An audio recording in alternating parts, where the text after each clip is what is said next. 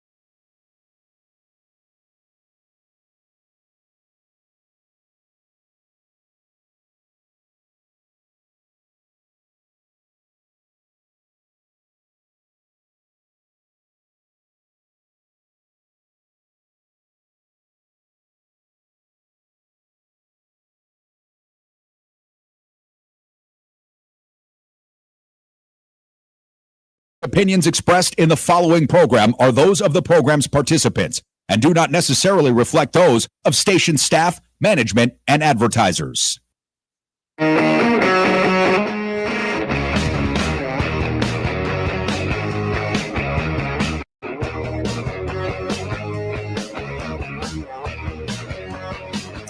right, what's up, everybody? Happy Tuesday. Oh, yeah. PTL Radio Show. Thank you so much for joining us. Another, of course, very busy news day. We got a lot to get to, a lot to talk about. Some special guests lined up for you today, including former Playboy playmate. She was on the front cover of Playboy, Cosmo. You've seen her everywhere. She is a former MAGA supporter. Yes, that's right. She used to support Donald Trump. Now she is just as anti-Trump as I am. The very beautiful and talented Ana Braga is going to be joining us in studio at the bottom of the hour. That's going to be a lot of fun. She's going to be co-hosting with me in a little bit, taking some phone calls. Of course, we're talking a little bit about these 8 Democrat cowards. I'm standing by what I've said about them, particularly here in the state of Nevada, Jackie Rosen being one of them, Catherine Cortez Masto being another one. I'm just so sick of these Democrat cowards. I so am. And people can spin it like they want. But these Democrats caved, ladies and gentlemen. So we're definitely going to be talking about this and many other topics today, including Donald Trump continuing to lie on national television saying how the economy is so strong, even though we've had 5 straight months of inflation going in the wrong direction, going up. And I got to be honest with you, this rift between Republicans and Tucker Carlson and Mark Levin, 2 absolute pieces of human garbage and excrement. But now they're going at it with one another. And Mark Levin is actually taking a lot of flack. And I've always told you he's a scumbag. And maybe now Republicans, some are finally starting to catch up on what a despicable human being Mark Levin is. Tucker Carlson's always been a horrible person. So we're going to catch up on that as well. So to talk to us about all these I welcome my good friend, left-wing popular podcaster Ryan Shedd joining us right now on the program. Ryan, it's good to see you, my friend. How are you? Good to see you, brother. Just hanging on by the seat of my pants as the news comes in by the hour, brother. Like you said. Yeah. Hopefully, no one's assaulted you at any Tim Pool right-wing events, have they? No. And I got to say, thank you. That I'm just thankful that nobody's ever, put their hand in my face and kind of pushed me and ran away.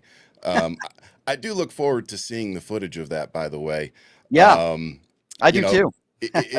But look, it's just another example of words really do hurt their feelings, and they act all tough, but then do something like that. So, I just want to point out though that you keep bringing me on this show. And before you bring me on, you promote like some extremely beautiful woman that's coming on the show later. And I'm just wondering why I keep getting left out of this equation. Well, you know what? If you lived in Las Vegas, Ryan, I would let you sit next to her today. Yes, she's very beautiful and talented, and she's on our side politically. Don't get me divorced. Don't get me divorced. I'll try not to. Yeah, you're a happily married man. Yes, I am. I am. We need to move on from this. Yes, I know we do. I know how much you want me to hook you up with Marjorie Taylor Greene, but it's not going to happen anytime soon, my friend. Not going to happen anytime soon. I want to ask you in seriousness about these Democrats that I think we both agree on are cowards that buckled to the GOP. What was your first reaction, Ryan, when you heard about this? Thank you for asking me this. I've sat on it for a day or two. I haven't done a lot of videos about it. My knee-jerk reaction was Democrats caved again. And the issue that I saw with it was where I'm sitting from a PR standpoint. The Senate Democrats looked at the American people and said the 40 days of suffering you just did was for nothing. Because that's what it looks like. That's it. And that's what everybody's going to focus on. Because the part that doesn't make sense to me, and I think 90% of other Democrats, is on last Tuesday, voters showed up and very loudly let elected officials know that they are supporting Democrats, because if voters blame Democrats for everything that was happening, for the price of groceries, for all that stuff, all the Trump endorsed people probably would have won, or at least some of them. None of them won. Democrats won like across the board practically. And that told me from the outside looking in that these people approve of the Democrats fighting back. Yeah. And then when you hear one of those 8 Democrats that caved, I think he's an independent actually, he said something along the lines of, and I'm paraphrasing, that they tried to fight back against Trump and it didn't work. Yeah, it's like, well, because you caved, because you gave in. Now, I will say, I've had some people trying to tell me that, you know, this is some checkmate move on Mike Johnson, which I don't personally see. You know, and I know we're in a lot of the same circles in terms of, you know, political pundits. I don't see a lot of pundits saying it. I feel like at least 70%, 75% of us are all in the same train of thought of what the hell just happened. Like we just got bamboozled. So unless I see, you know, them put a checkmate move on Mike Johnson here and still manage to get something out of this, like Obamacare, or let me rephrase, the Affordable Care Act, you know, getting those premiums back down to manageable levels. We have a senator here in Arizona, Senator Annalise Ortiz. She just did a post yesterday, you know, about one of her constituents. And, you know, these are real stories. People talking about my premiums went from 400 to 800. Like that is a huge hit to any household. Sure. You know, so I felt like Democrats were finally gaining traction with the American people and being like, that's the party that's fighting for us. And what it ended up looking like was Democrats caved again to corporations and PACs. I agree. Everything you just said. And I thought that Democrats had some momentum. I thought that most people in this country were finally beginning to realize why we were in this mess to begin with, even Republicans. Yep. And then these 8 Democrats, and Democrats in general now have egg on their face because of these 7 Democrats that voted in the way they did. I completely 100% agree with you. So happy Veterans Day, by the way. I probably should have led with that. You're someone, for those of you that are unaware, you served this country honorably. And I wanted to talk to you a little bit about that. So on this day 16 years ago, I saw images and videos, and this was before I was very active when it came to politics, but, you know, images and videos of Barack Obama saluting brave men and women, sadly, who came home in caskets. And it's sad and it's horrible. But in the middle of the night, Barack Obama did that, and then he spent over 6 hours with these families. And then I look at video today where he goes on this plane full, I'm sure you've seen the video already, of brave men and women in uniform, those who have served and some of those who are still serving, and surprises them and greets them. And you know, just all smiles, right? It doesn't matter whether you're a Republican or a Democrat, all smiles. And it was really genuine of the president to do that. And I thought it was really nice. And then I see images of Donald Trump today, not knowing the lyrics to God Bless America, standing there looking like the fool that he is, the same guy who attacked John McCain, saying he didn't respect him because he was captured, the same guy who called people like you suckers and losers, the same guy who dodged the military multiple times with his fake bone spurs. Yeah. And I wonder what goes through your mind on a day like today. Honestly, I don't really focus on Trump today. Why I share your, anger. I'm not going to say the images don't spark, an emotional response. They do. But I choose today to focus on things like what Obama did today. Because like you said, if you go watch that video, the one thing you notice very quickly is there's nobody booing him. These people weren't like, oh God, like everybody on that plane was just like, holy, like a couple of them were like, is that really him? Like, oh my God. And then there was one dude, he's like, hey, I've never met a president before. And, and by the way, I do believe he was the first president to ever greet one of these veteran planes. Cause this is like, as they say in the video, this has been going on for years, but, so it's just really special. And for me personally, I've lost a few friends personally.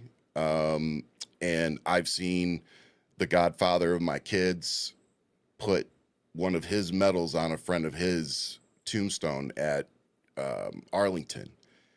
And so today, those are the type of things I tend to think about, the people that I've lost, the people that I know friends of mine have lost, but also the service of people like my father, my wife. I just did a post, my dad joined during Vietnam. I joined right after 9/11. All together, my wife and I sat down and figured out our two families put together have served 123 years. Wow.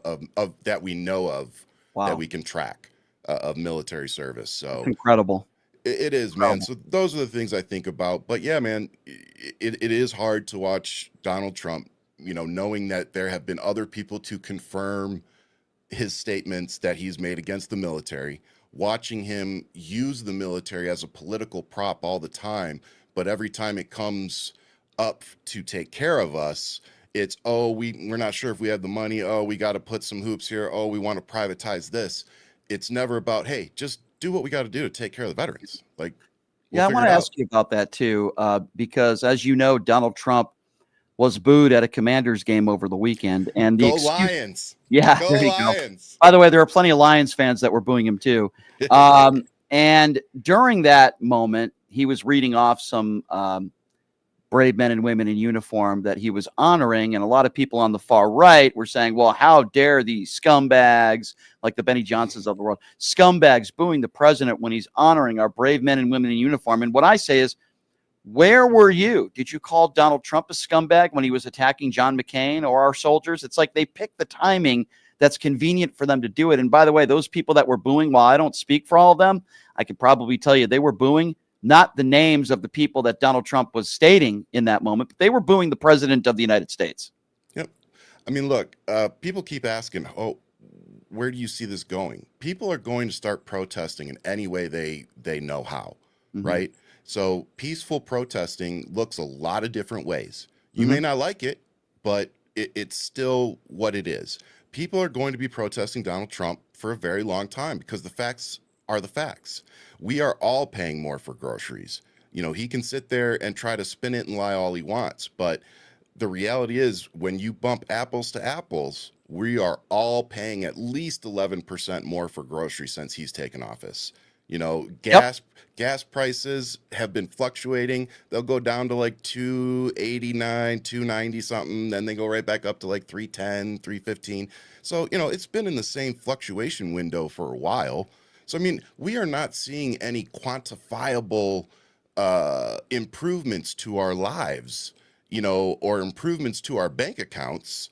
And now he's talking about sending everybody $2,000 checks from his tariffs. Yeah. Again, reminder, everybody, we pay tariffs. It's not paid by foreign countries. It's paid by the importer, which is the business on this side.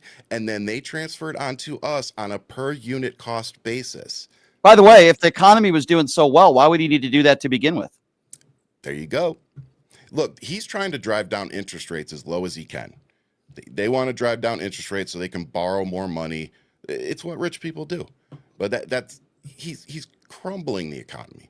Anybody that's paying attention knows that we are just starting to see how bad his economic decisions and inflation has been rising consistently every month for the last 5 months. but they forget very about that. much so, very much so. And the Fed has come out and directly tied, the issues that we're seeing to some of his policies. So, again, are we gonna believe our lying eyes? Are we gonna listen to the other people that this is what they do? Because I'm pretty sure the guy that bankrupted a casino probably isn't real good at accounting. It's very hard to bankrupt a casino, by the way, and plenty of his casinos have filed for bankruptcy, including the Taj I still Mahal can't believe in that. Atlantic City. If you're just joining us, Ryan Shedd, popular left-leaning podcaster, on the show with us. It is incredible because we remember these Doge checks that we were all supposed to be getting. Do you remember when Still waiting Elon on Musk? those. Yeah. Yeah, remember when Elon Musk promised these $5,000 Doge checks were right around the corner? I don't know about you. I didn't even receive $5. Did you? I'm still waiting. I got a check the other day for like 6 cents. I thought that could have been it, but it was from Spotify. Yeah. No, look, he is pushing propaganda to make people think that he's going to help them, and he's not. And again, look at our deficit. He has added over $1 trillion to our deficit in 11 months, 10 months. Mm-hmm. I mean, that's an obscene amount of money. And if he's going to start sending out checks again, that's going to be a massive hit to our debt. And again, it's really interesting that all of a sudden MAGA and Trump supporters are all for socialism, isn't it? Yeah. Yeah, it really is. It really is mind-boggling to me.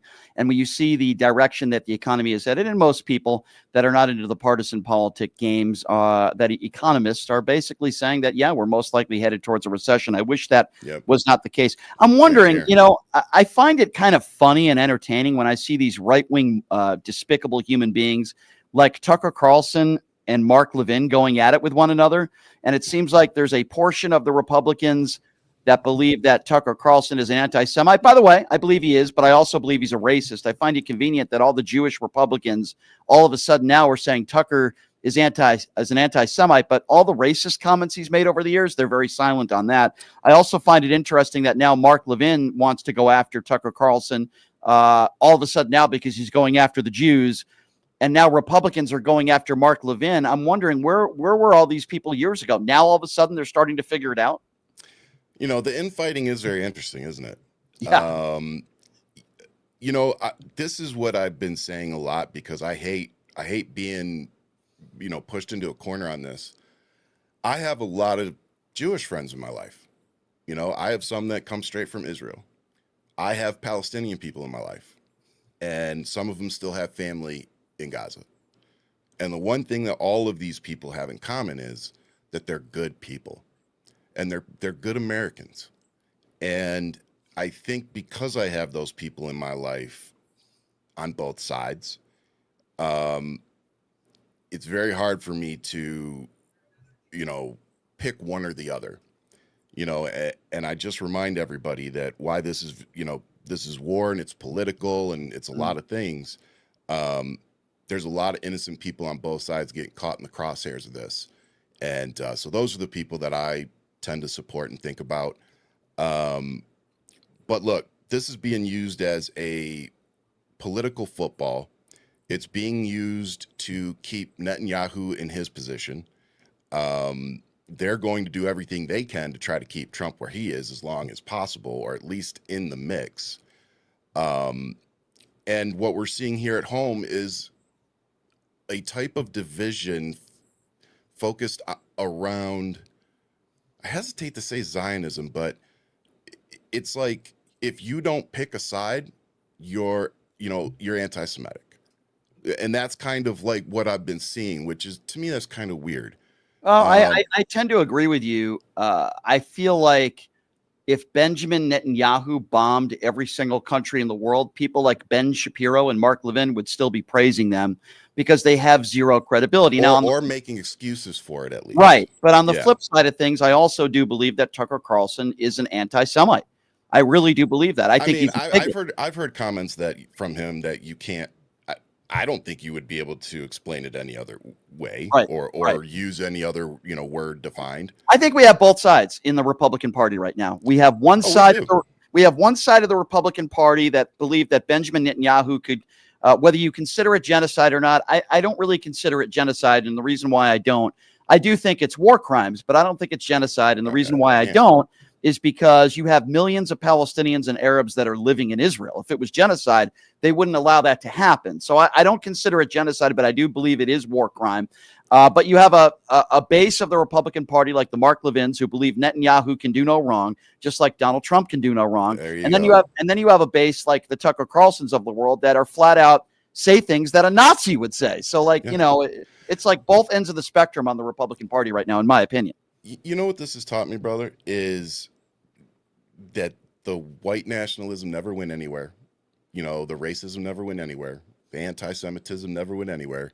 What happened is we got to a point where our society had made it less acceptable for people to display those things in public. And unfortunately, what we've seen, what I call the counter pendulum swing of the Obama years, is that they wanted to make sure that their white legacy or their white culture was maintained. You have a president standing in the White House right now that he made a whole group to make sure that white Catholics or white Christians, excuse me, aren't persecuted in America. What? Yeah. Like, it's just insane to watch them try to protect themselves, because at the end of the day, let's call it what it is. These people all support themselves because they're like each other. Yeah. How many people that voted for Trump, that went public about Trump, have been picked up for business fraud, child something, anything? These people support him because they're him. Yeah. This is why, some people will say, Brian, it is genocide. Israel has the nuclear capabilities to wipe out these people in 5 minutes if Israel wanted to do so. That's my opinion on this. That's a fair point. Them being a nuclear power definitely makes everything else, carry a little more weight. Mm-hmm. That said, I don't personally. I try not to get into is it or isn't it genocide, and I try to focus more on the first part you said. To me, there's no question that, and I don't even like saying Israel. I like that Benjamin Netanyahu is a war criminal. Mm-hmm. I know people that are from Israel that agree with that, and I would also say that any president of any country launching military attacks in international waters against boats, carrying whatever you think they're carrying, I would argue that could also be considered a war crime. Sure, I agree. So, yeah, these are very interesting times. I challenge everybody at this Veterans Day to go read up on what a war crime is, and then ask yourself, after reading some of the news over the last 6 months, is the President of the United States participating in war crimes? And I would also tell people, whether you consider it to be genocide or not, it's wrong. It's kind of like January 6th, right? People on the right will say, Brian, it wasn't an insurrection. And my response to them is, I don't care what you label it. It was wrong. Riot, these were terrorists. Yeah. Right. Whether you label it a riot or an insurrection, it doesn't matter to me. What matters is people died. Many innocent people were injured. It was an embarrassing day for the country. Yes, Hamas is a terrorist organization. They killed and butchered a bunch of innocent people. Murder is murder. Whether you describe it as what the Israeli government is doing as genocide or war crimes, both equally as bad, in my personal opinion, and innocent people are dying. So while people want to go on the ropes of, getting into the weeds on whether it's genocide or not, I tend to focus more on, is it wrong? Are innocent people dying? Yeah. I want the innocent people to stop dying. So people can consider to, continue to use labels and argue about labels. I tend to argue more about innocent people, even children and women losing their lives. To me, that's more important than how somebody labels something. Does that make sense? I was actually just about to applaud you for saying it, because I think that's one of the biggest problems we all have right now in terms of this discussion with Israel and Gaza is a lot of us just aren't as educated about the history there and everything.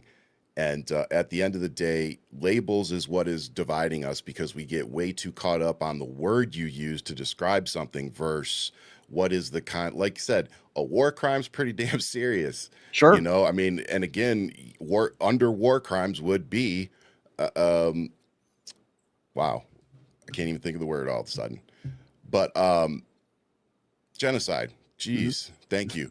But look, guys, at the end of the day, we need a president that is going to push back. You know, I'm not saying we need to abandon Israel or anything like that, but just like everybody wants to look at Ukraine and figure out, you know, if we're helping them, where everything's going, we need to do the same thing with Israel. We can't be hypocrites here. We need to hold the same standard across the board. So hopefully we can get some people at the table or adults at the table that can fix this for us. Well, I hope so. An innocent Palestinian child being murdered is just as bad as an innocent Israeli child being murdered. They're equally as horrible.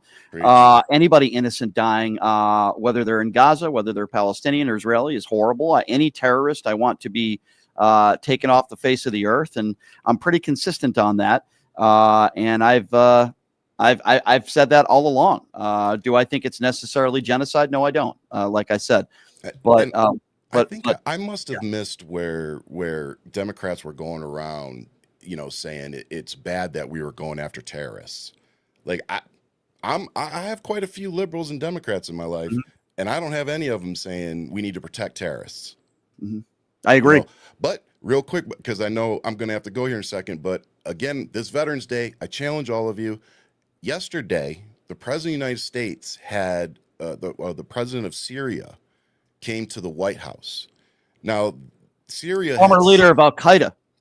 Thank you. Yep. Now, when he came to the White House, they had sanctions on Syria. Okay. When they left the White House, those sanctions had been lifted. Yep. So now my question is, what did Syria agree to in that office to make Donald Trump lift those sanctions and let him in the White House? Why won't anybody ask Caroline Leavitt that question? Again, the former leader of Al Qaeda was at the White House. Imagine if Barack Obama invited this guy to the White House. The day before Veterans Day. Yeah, absolutely despicable. Ryan, I want to say again, happy Veterans Day to you. Thank you for your service. Thank you, brother. I do appreciate you very, very much, and thanks for coming on. And I will tell Anna you said hello. Okay, please do. I will do that. Ryan, you're the best, my friend. I appreciate you, brother. We'll talk to you soon. Yes, all right, sir. Take care. All right, Ryan Shedd, everybody. Always love having him on. Yes, that's right. A former MAGA supporter turned now anti-Trumper. She's also a former Playboy playmate. You've seen her on the front of pretty much every magazine around. The very beautiful and talented Ana Braga will be joining us next. And boy, do we have some interesting audio to play for you coming up. You're not going to want to miss it, ladies and gentlemen. We'll take a quick break. We'll be back in 90 seconds. You're listening to Pushing the Limits right here on KSHP. Hey, everybody. Are you struggling to find a pizza place that reminds you of Brooklyn? That true blue New York style pie? Well, worry no more. Stallone's Italian Eatery Pizza is a knockout. We're located at 467 East Silverado Ranch Boulevard, just off of Premium Road, half a mile east of South Point Casino, just minutes from the Las Vegas Strip. Come by and grab a slice of pie. Plus, check out our Brooklyn-inspired Italian cuisine. Our sandwiches are super. Hero, that is. Because why be a sub when you can be a hero? Stallone's Italian Eatery is here to serve you phenomenal food, Vegas. Forget about it. Have you ever dreamed of having your own radio show or a podcast, but just didn't think it was possible? Well, dreams can come true. Radio U. Radio U is a 5-day course that'll teach you how to acquire your dream show. We'll teach you how to host, how to write commercial, how to interview, how to market, how to write a contract, and most importantly, how to monetize your dream radio show. You'll learn from some of the best in the business with over 75 years in broadcast experience. You'll learn from people like me. And the best part, every single student will be live on the radio as part of the class. Plus, one student from each class will get their very own radio show. You'll be live on the air right here in Las Vegas. Radio U. The 5-day course is being offered at $699. For more information, give Radio U a call. 702-763-5024. That's 702-763-5024. Or check them out at radioyou101.com. You are way too smart, way too talented, way too good to be where you are. You are meant to be making way more money, feel way hotter in your body, and having way more fun. Hi, I'm Nicole Mitchell, and I'm a life coach. I help you get hotter and richer. If that is what you're looking for, you can find me at NicoleMitchell.com. My name, Nicole, is with a K, NicoleMitchell.com. You can reach out to me on my website or on Instagram, and I will be happy to be in touch and figure out what you're looking for and how I can support you in getting there. Who would have thought there'd be so many kids playing ice hockey in the desert? Jake Helb's Hockey Foundation and the Las Vegas Ice Warriors, founded by Gina Yusufzai 8 years ago, made it possible for families who can't afford the equipment and fees. Donate today at www.hockeyforkids.org and help us continue making a difference. Join us in supporting Jake Helb's Hockey Foundation and the Las Vegas Ice Warriors, where every kid gets a shot at the starting line. Just a reminder, our website is www.hockeyforkids.org. You are way too smart, way too talented, way too good to be where you are. You are meant to be making way more money, feel way hotter in your body, and having way more fun. Hi, I'm Nicole Mitchell, and I'm a life coach.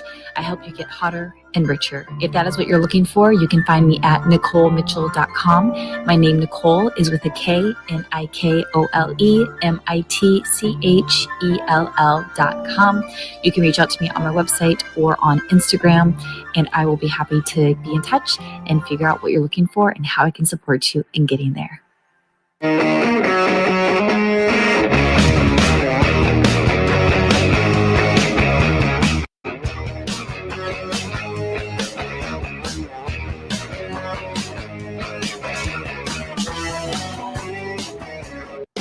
All right, welcome back. It is Pushing the Limits on a Tuesday. There is a possibility this week. I had a conversation with him earlier today. He's one of Nick Fuentes' close friends. Obviously, I am not a Nick Fuentes fan.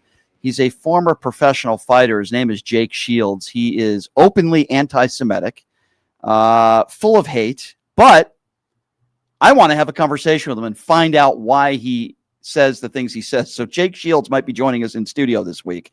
That should be interesting. Also, a reminder that the official gaming bar of the PTL radio show is Jackson's Bar and Grill, located at Flamingo and Jones, home of the Pass the Puck contest, where you can win up to $500 in free slot play just for showing up and playing a machine during a Vegas Golden Knights game. For more information, check them out. Jackson's Bar and Grill, located at Flamingo and Jones. I always enjoy interviewing all sorts of different people on this show, as I've mentioned. But the beautiful young lady that I am introducing right now, no, she's not anti-Semitic. I wouldn't even call her controversial. You've probably seen her on almost every front cover of every magazine, including Playboy. The very beautiful and the very talented Ana Braga, former MAGA supporter, now turned anti-Trumper, who I did go to a lot of Kamala Harris rallies with, joining us right now. Ana, it is good to see you as always. How are you? I like your shirt, by the way, if you want to describe it to everybody. The frog shirt. The Portland frog shirt. I like it. The Bears. I love it.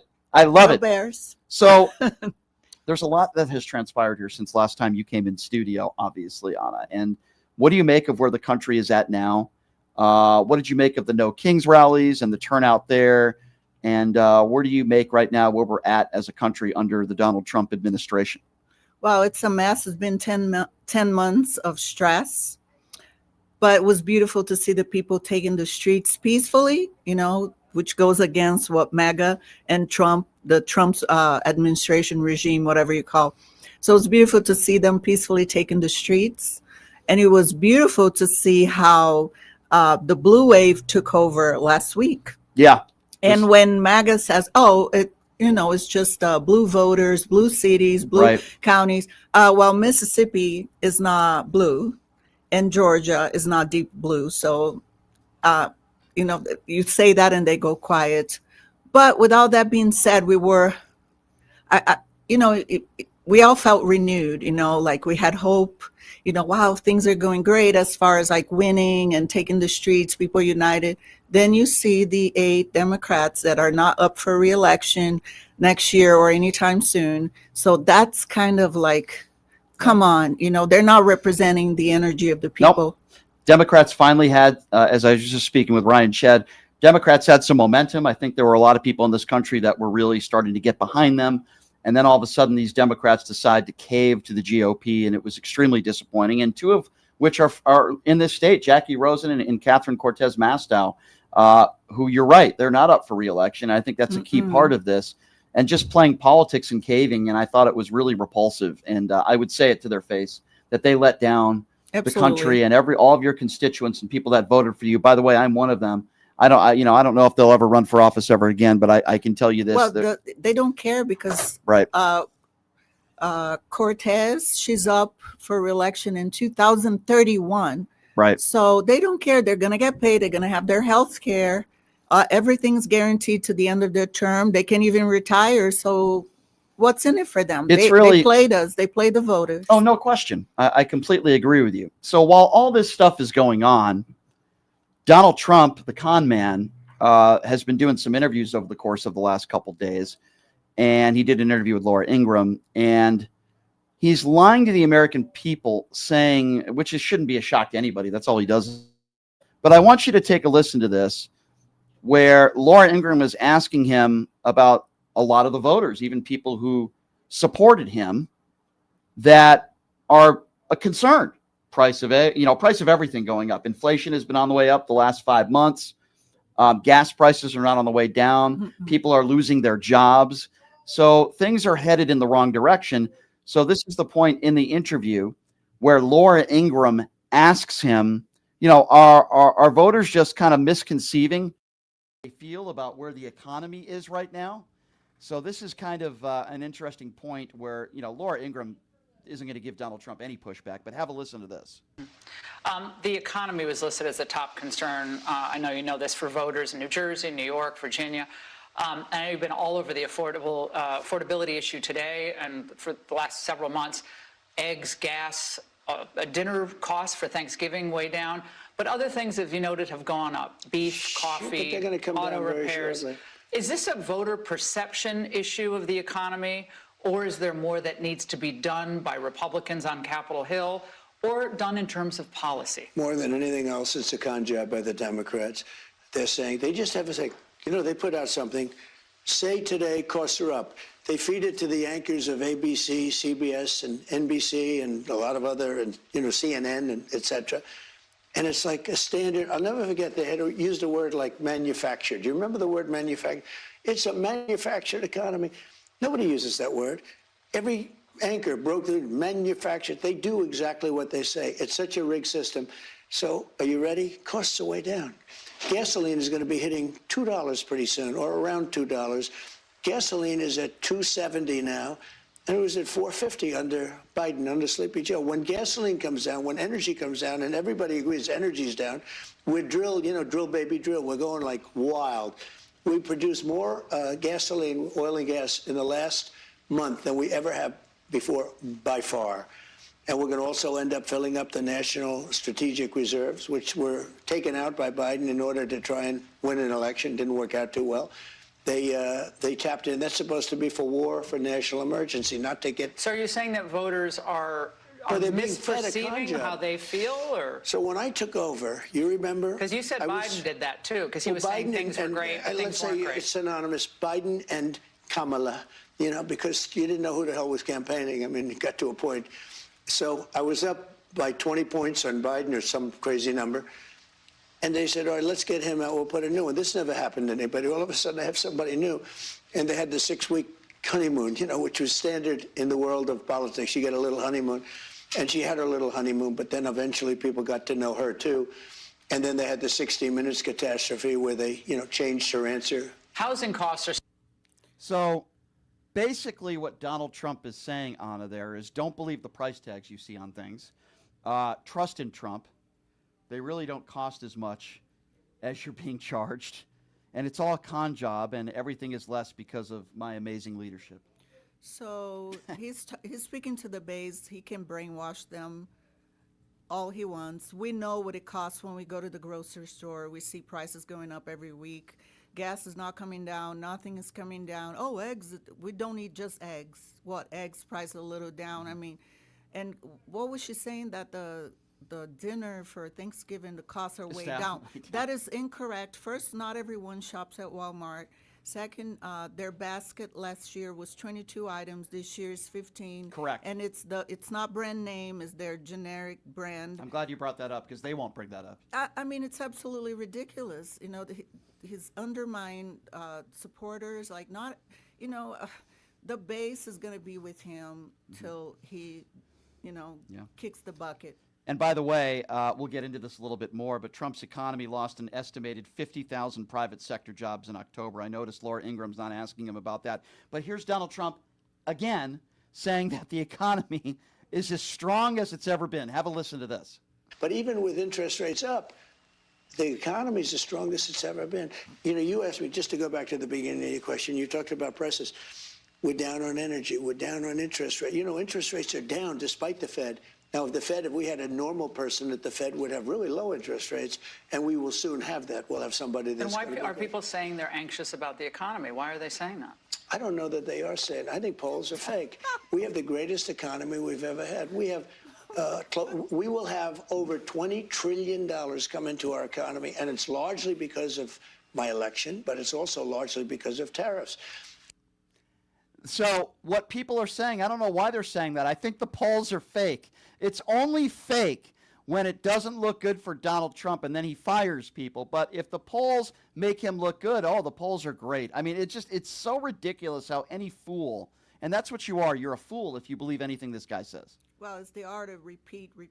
He understands that because the more he repeats, the more MAGA repeats. Like if you ever comment on any thread, they'll come underneath and say, everything, you're lying, everything is cheaper, everything is great and wonderful. I mean, I like it how brainwashed. I like it how Laura Ingraham even has to interject. Like when Laura Ingraham has to give you a little bit of pushback, you know things aren't going well. So Laura Ingram's basically saying, well, wait a second. Are you saying all those people out there that are feeling it, are they wrong, Mr. President?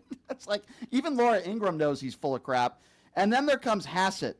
And Hassett in Trump's cabinet is one of the biggest two-faced fools, I almost said the other F word, that you can find in the Trump administration. There's plenty of them. I want you to listen to this exchange with Quintanilla on another right-wing network where he's talking about how prices are going down and everything's going down. And then the right-wing commentator fact checks him and says, well, wait a second.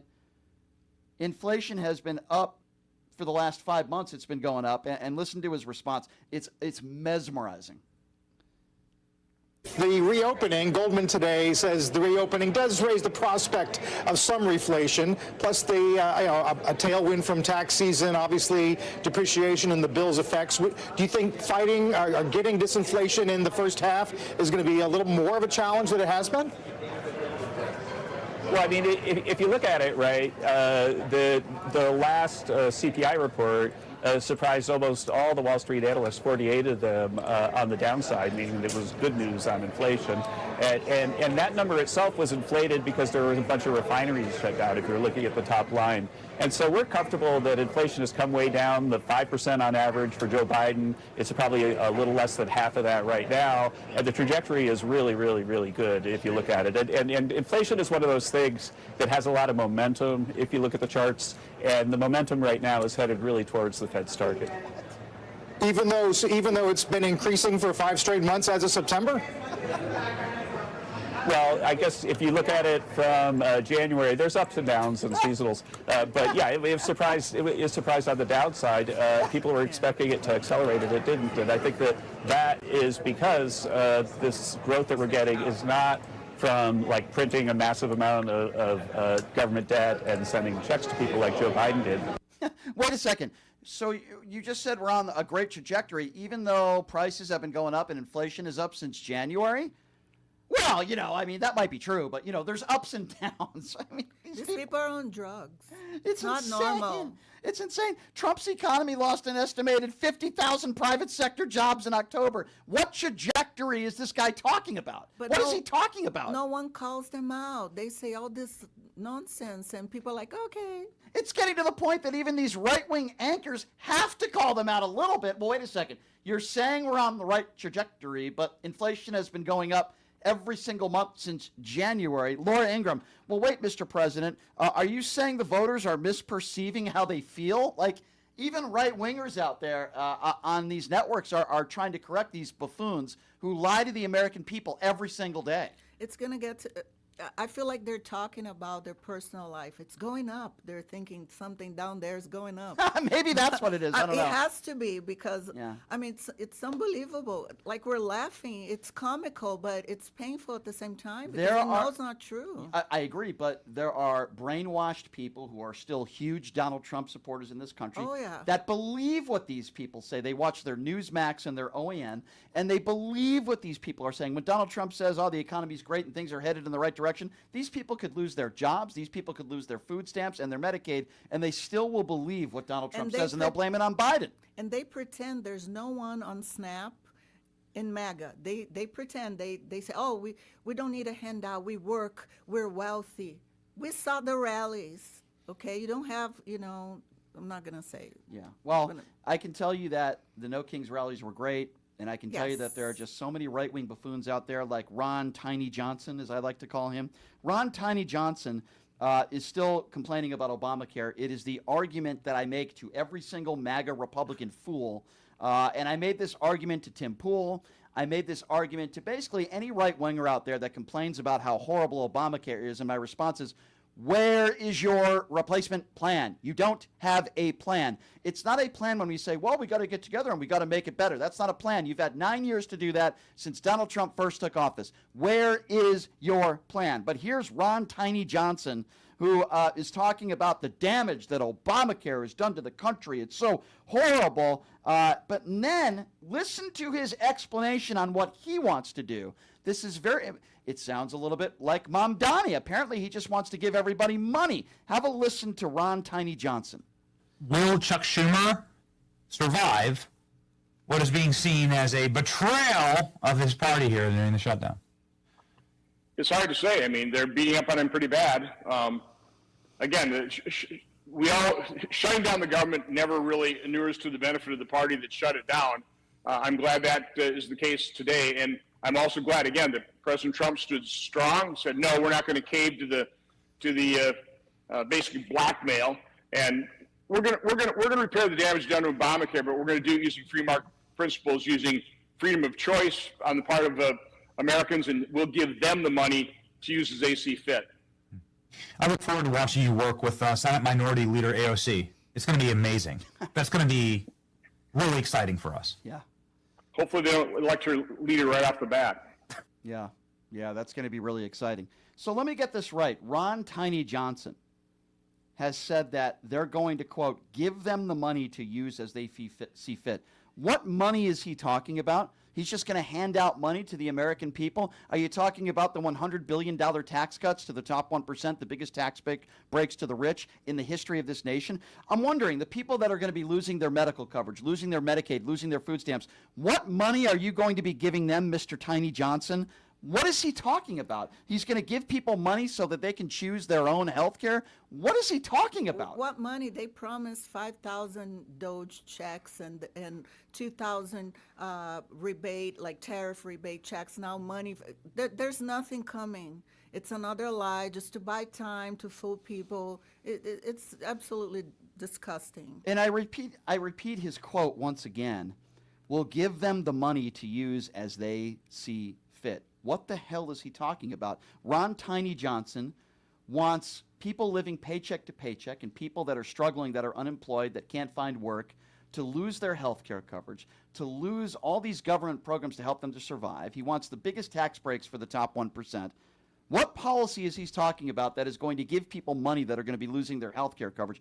I don't know what the hell he's talking about, but of course this moron doesn't question him on it. If somebody like Ron Tiny Johnson said that on this show, I would say, Where are you getting this money from? What policy are you talking about, Ronnie, that you're going to give people that are struggling in this country? How much? Yeah, what money are you talking about? I don't even know what he's talking about here, but of course they won't challenge him on that because they're cowards. Yeah. I don't know if you've seen Anna the scuffling or the verbal scuffling among some Republicans in this country right now. Not just Marjorie Taylor Greene and Mike Johnson and that sort of stuff, but now a lot of people are turning on Tucker Carlson. People are turning on Tucker Carlson because they believe now he's anti-Semitic, because he had Nick Fuentes on his show. By the way, I do believe Tucker Carlson is anti-Semitic. I also believe he's a racist and he's a bigot. I've been saying this about Tucker Carlson for years. But they're also going after Mark Levin, a far-right radio host who is a dinosaur, who is an absolute pitiful human being, looks as bad as he sounds. And Mark Levin is one of those people where I believe if Benjamin Netanyahu committed war crimes around the world, Mark Levin would still support him. Oh, yeah. So Mark Levin is now trying to cancel Tucker Carlson. Say what you want about Tucker Carlson. I think he's a despicable human being. He does have one of the top 10 podcasts in the world. Mark Levin isn't even in the top 200. Mm-hmm. And now Mark Levin is saying that he wants to somehow cancel and deplatform right-wing conservatives who criticize Israel. I mean, it's just so absurd. Have a listen to this. Hitler admirers, Stalin admirers, Jew haters, American haters, Churchill haters. You're damn right we're going to cancel them and deplatform them. It's called the market system. They don't have a lifetime job like a bureaucrat who we're going to protect. And if they're your friend, there's something wrong with you. No Hitler admirer, Holocaust denier, platformer should be anybody's friend, as a matter of fact. You don't get to wrap your psychotic, mental, unhinged, Nazi, Klan, jihadist around American patriotism. You don't get to claim you're MAGA and America first when you're lining up with the Marxists and the Islamists and Hamas and the terrorists. That's not America first. That's sick. Hey, dumbass, the person who you support invited Nick Fuentes and Kanye West to Mar-a-Lago. The person who you support refused to condemn the Proud Boys. The person who you support has been sued thousands of times, discrimination lawsuits that he had to pay up because he didn't want black people living in his buildings in New York City. The person who you support is a bigot. How do you support Donald Trump and then all of a sudden talk tough on conservatives who criticize Israel? By the way, it's not criticizing Israel, you stupid SOB. It's criticizing the Israeli government. Those are two completely different things. You could be pro-Israel and criticize the Israeli government, but Mark Levin is too stupid to understand that. I mean, he wants to deplatform people. This is the guy who wants to deplatform, and he's talking about catering to white supremacists when the guy who he supports invited Nick Fuentes to dinner at Mar-a-Lago. Yeah, it's absolute. I mean, I'm telling you, these people they live in an alternative universe. This is not normal. And they talk about communism. This is communism if you're just going to shut everybody up. It's exactly what it is. Mark Levin is one of the worst human beings on air anywhere. He is such a two-faced fraud. I'm telling you, Brian, it's, because, I used to be on that side. And if you question anything, wait a minute. I don't like, why is Trump doing this? Oh, you're the enemy. You have to walk the line. You have to obey. You have to agree with everything. That's why they're going after MTG, because she doesn't like what she sees. Her constituents are probably calling her. Well, I do believe she's listening to them. I do agree with Yeah. you. Now, I'm always one that's always said, Anna, that I don't care what religion you are. Do what you do. Believe in what you want to believe. That doesn't make you a bad person if you're whatever you are. If you're Christian, if you're Jewish, be who you are. But Mark Levin is now saying, and he's taking a lot of flack for this, that if you reject Judaism, so in other words, if you're an atheist, or if you're a Christian that doesn't believe in Judaism, really that's what he's saying Is across he the board. Jewish? Yeah, Mark Levin is very Oh, I didn't Jewish. know. And Mark Levin's saying here, if you reject Judaism, you're rejecting the United States of America. It might be one of the, he said a lot of dumb things, but this is unbelievable. Have a listen to this. This is our country. We're celebrating our country. Every July 4th, we're celebrating the principles that undergird our country. If you reject Judaism and you reject Christianity and you reject the link of the two, you reject the Bible. If you reject Judaism and Christianity and the brotherhood and the sisterhood of the two, not only are you rejecting our founding, you're rejecting our country. You're pushing some other agenda, whatever that agenda may be. You idiot. First of all, let me be very clear here. I reject the Bible. Yeah, me too. And the reason why I don't live by a book is because it's a book that a human being wrote. Now, Man. right, exactly. From back then. Thank you. So if you want to be a Bible thumper and you want to believe in the Bible, that's your right to do so. And I'm not going to say you hate America. Just like if you're an atheist or even a Scientologist like Tom Cruise and John Travolta, just because you don't believe in a certain religion or don't believe in a Bible or don't believe in Judaism or Christianity, that doesn't mean you hate the United States of America. It doesn't mean you're a bad person. Of course it doesn't. But this stupid SOB Mark Levin is saying that if you reject Judaism, you reject our country. Let me be very clear. I reject anybody, any religion that is so extreme that it kind of conflates, maybe that's the wrong word, but confides in life. Example, in any religion, there are things you can't do. I'll speak to Judaism. On Saturdays, you're not allowed to drive if you're a religious Jew. Really? You're not allowed to use electricity.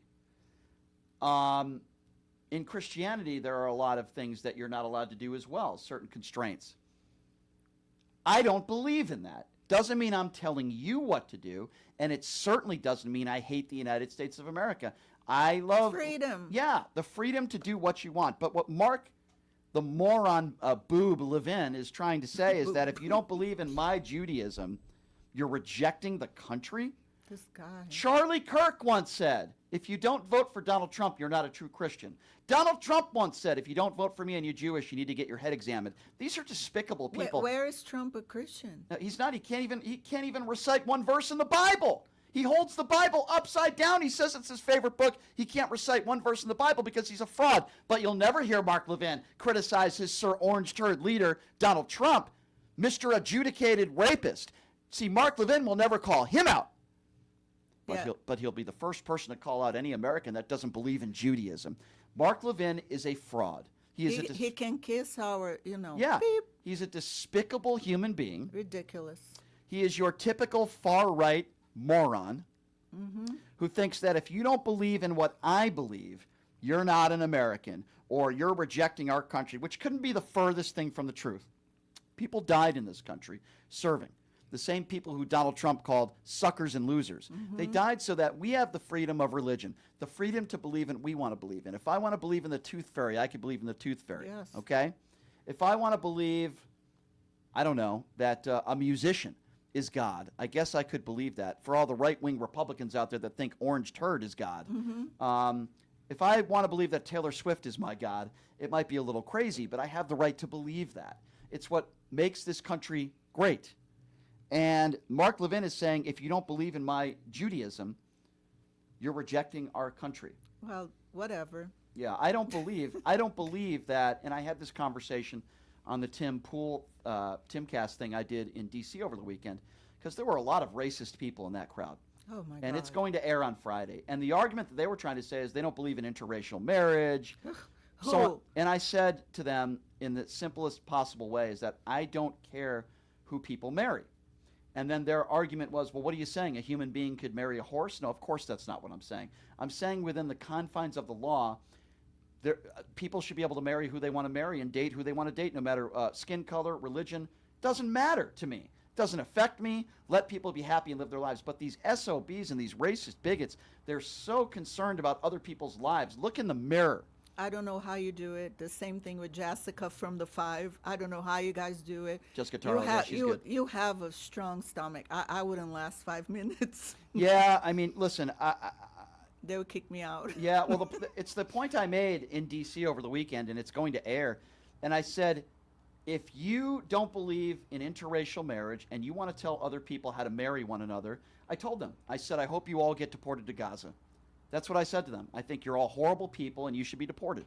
And going back to Mark Levin real quickly, if you reject Judaism, you're rejecting our country. Let me tell you who I reject. I reject idiots like Mark Levin. I hope Mark Levin gets deported to Gaza. Who the hell does he think he is? Yeah. What he thinks is that, and this is the way these MAGA Republicans think, if you're not like me, you're a sinner. If you're gay, you're a sinner. Oh, yeah. Yeah, by the way, there's plenty of MAGA Republicans that are in the closet. But if you're, Absolutely. if you're not gay, if you're gay, you're a sinner. If you're a brown person and you're not a white supremacist sympathizer like me, you're a sinner. Or in this case, if you're not into Judaism like I am, you know, you reject our country. If you don't vote for Donald Trump, you hate America. I hear this from these people every single day. They're a bunch of idiots. They're idiots. It's a cult. That's why I call it a cult all the time. It is. Yeah, it is a cult. You're right. It is a cult. Speaking of cult, in this clip, Mark Levin, this is the last Mark, because he's repulsive. This is the last Mark Levin clip that I'm going to play for you. He's actually misrepresenting Tucker Carlson here. This is the point where Mark Levin and Tucker are kind of going at it with each other. Two despicable human beings, by the way. Apparently, Tucker Carlson wanted to have a debate with Mark Levin. Now, I will say this about Tucker. At least, at times, Tucker is willing to debate people he disagrees with. As much as I hate Tucker Carlson with a passion, and I hope he burns in hell because I think he's a terrible person, at least Tucker on occasion is willing to debate people he disagrees with. Mark Levin never does that. Oh. He will not debate people he disagrees with. He won't do it on his stupid, right-wing, boring radio talk show, The Dinosaur, Mark Levin. And now he's dodging Tucker Carlson. I actually think it'd be a very interesting debate. Mark Levin thinks that Tucker Carlson is a Jew hater, which I do believe Tucker Carlson is. And Tucker Carlson believes, in some aspects again, that Mark Levin is a neocon. So I think it would actually be entertaining to hear these two go at it. But here is another perfect example. And as much as I hate Tucker Carlson, I will defend him on this one.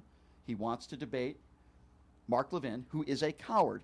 When I use the word right-wing echo chamber, the person that you would see next to that word is Mark Levin, and here is the reason why. Have a listen to this. Got a very strange text this morning from Tucker Carlson. 10:16 a.m. I'll read it to you for verbatim. Good morning, he writes to me. The leadership at Turning Point has asked me to debate you at their event in Scottsdale in December. I'm happy to do it, and I hope you'll agree as well.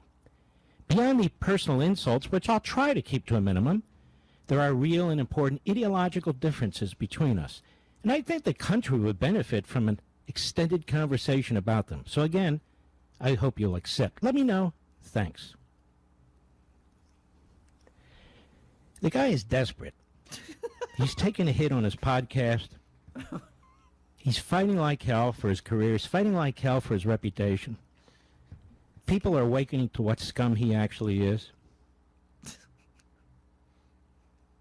So, first of all, he's scared. Again, I hate to defend Tucker Carlson on this. Tucker Carlson has one of the top 10 podcasts in the world. Mark Levin didn't even crack the top 200. So no, Tucker's not struggling to get listeners. I don't know what Mark Levin, he's trying to come up with an excuse to not do it. Mark Levin says he won't do it. Why? Because Mark Levin's scared. He's a coward. He doesn't debate people that disagree with him. So many of these idiots on the right are scared. That's who Mark Levin is. So let me be very clear in closing, because we don't have to talk about this absolutely repulsive, repugnant individual in Mark Levin. And by the way, Tucker Carlson's one of those too, but I am defending him here. Mark Levin, you're a scared little 4-foot-tall coward. You look as bad as you sound. You're a disease. You have the MAGA herpes that will not go away. You're a coward. You're yellow. And you don't want to debate anybody that disagrees with you. I actually think Tucker Carlson would defeat you in this argument. You're a complete moron. Benjamin Netanyahu could wipe out the face of the planet and you would still support the Israeli government because you have no credibility. You're scared. You're a coward. And you're the one whose career is going down the tubes. All right, Anna, with that being said, what do you say we take some phone calls? Yes. Shall we? Yes. The phone calls are always in. By the way, if you're just joining us, Anna Braga is in studio. You've seen her on the front of pretty much every single... What magazines have you not been on the front of? I guess that's my question. You've been in quite a few, right? You're on the front of Playboy. I've been a cover of Playboy Venezuela, Playboy Romania. You know, Playboy has, a lot of people didn't know that Playboy had their international. You have to have a license in each country. So Playboy Brazil, I came out as like a Playmate feature there. Playboy Brazil is as big as the US. So to me, in my home country was pretty nice. You know how you could sometimes in the world of sports betting, it's called a parlay, where you can like make wagers with like 2 or more teams. I'm going to make a parlay bet with Republicans, and I'm willing to believe you that Matt Gaetz, Donald Trump, and many other MAGA Republicans, and I'm sorry if I'm being a little crude here, have pleasured themselves to pictures of you. I'm willing to believe that. Oh my God. I'm willing to believe that. Donald Trump, I believe that people. How about Ryan Gosling? Well, I know you're a fan of it. I know you're a fan. I'm especially when you were a MAGA supporter. I'm sure Donald Trump appreciate that. I'm glad you're not now, by the way. No, but I guess I'm joking, but in a sense of maybe I'm not. A lot of people, and I had this argument over the weekend too. These MAGA righties, they're so anti-porn, and I'm like, what do you care? They say that publicly, but they're not. Yeah. They're not. They're into it, and probably into some crazy stuff because they like to say that I'm a man. Yeah, they call me transgender. Oh, you have male. They must have confused you with Megyn Kelly. Oh, you have male features. I go, you what? do? No. You do? I'd be like, no. You want me. You want me to have male features. You want me to have something down there. Myron Gaines might have been thinking about you, and he wants you to have male genitalia. I don't know. Yeah, he's gross. I agree. The spray on hair. Yeah. Oh yeah, he's definitely bald. And by the way, I took my hat off. He's very rude. There's other words I could use to describe him. But I saved those words for the show over the weekend, so you're going to want to watch it on Friday. Yeah, it's very fun. All right, let's take some phone calls at 702-221-7283, the number to call again, 702-221-SAVE. We're talking about a lot of different topics today, including Donald Trump continuing to say that the economy is headed in the right direction. Members of his administration saying everything's looking good, even though inflation has gone up for the 5th month in a row, and the private sector jobs in October lost 50,000. 702-221-7283. Let's start off with Casey. Casey, what's going on? Hey, Brian, long time. Hope you had a good weekend. I'm trying to digest this, Brian, and I don't know what to believe anymore from the right-wing echo chamber of how they're all eating their own lately, and it's like rats jumping from the ship. I mean, Charlie Kirk seemed like he was parting ways with Trump, but he was still handing out Trump, hats. He still had Marjorie Taylor Greene, likes Trump.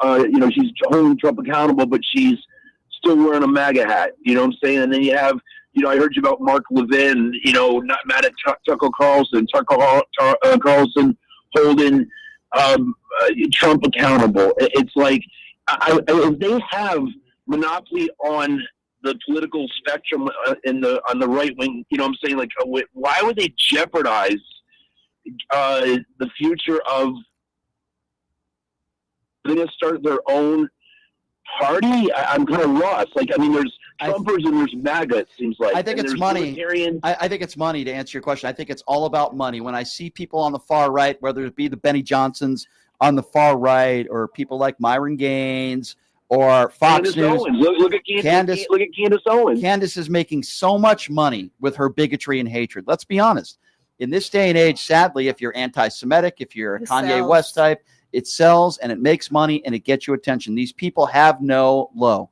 It is so despicable, the things that they are doing, the things that they are saying, but they know it gets them followers, it gets them clicks, and it makes them money. And it doesn't matter how many people that they hurt. It's horrible. But let me ask you a question, though. Let's say they divide the party up and disenfranchise the right wing in voting. Why would they? I'm seeing it's kind of like the circling fire squad in the Democratic Party, like, the progressives and the corporate Democrats and the, I don't know, the Clinton, the Clinton corporate Democrats, or, you know what I'm saying? Like, yeah. am I wording this wrong? Do you understand what I'm saying? I do. I understand what you're saying. And I think a lot of people, and you're not going to like my response, but it's pretty simple. Most of these politicians, even those on the left, have proven that they only care about themselves. The 7 coward Democrats and 1 independent that voted yes on this GOP shutdown Bill, it is so repulsive. They only care about themselves, and how ironic that they're not running again for office.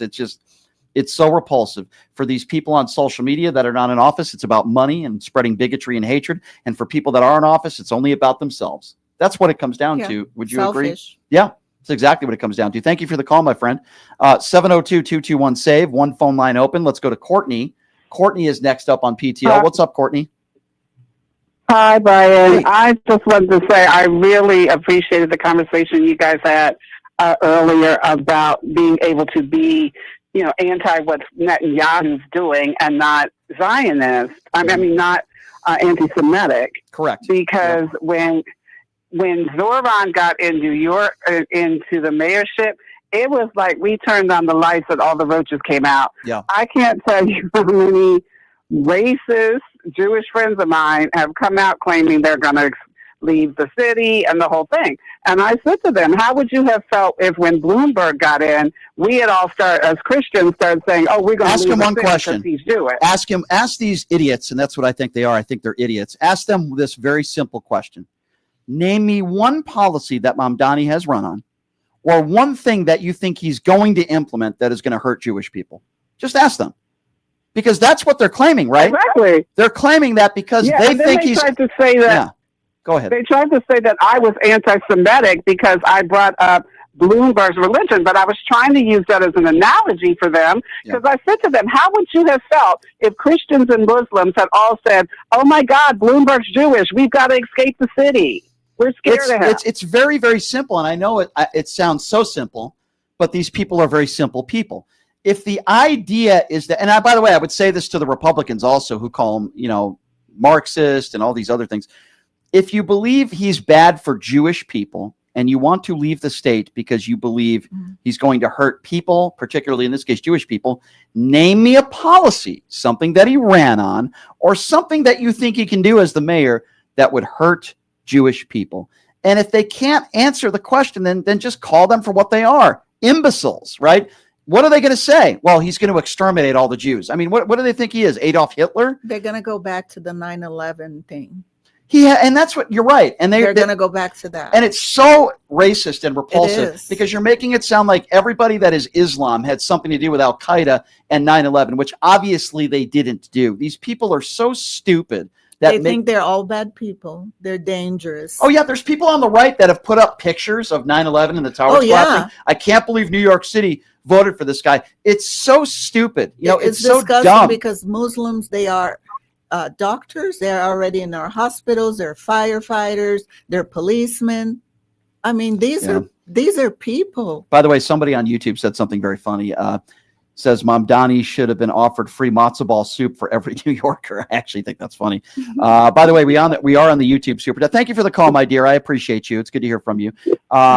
Thank you. We are on the YouTube Super Chat where your questions and comments will be heard. Also, my website, which is pushingthelimits.live, where I'm actually going to be starting a newsletter very, very soon, a Substack type. We're going to be doing that, and we accept donations on pushingthelimits.live, monthly donations, whatever you can afford. We appreciate it. 702.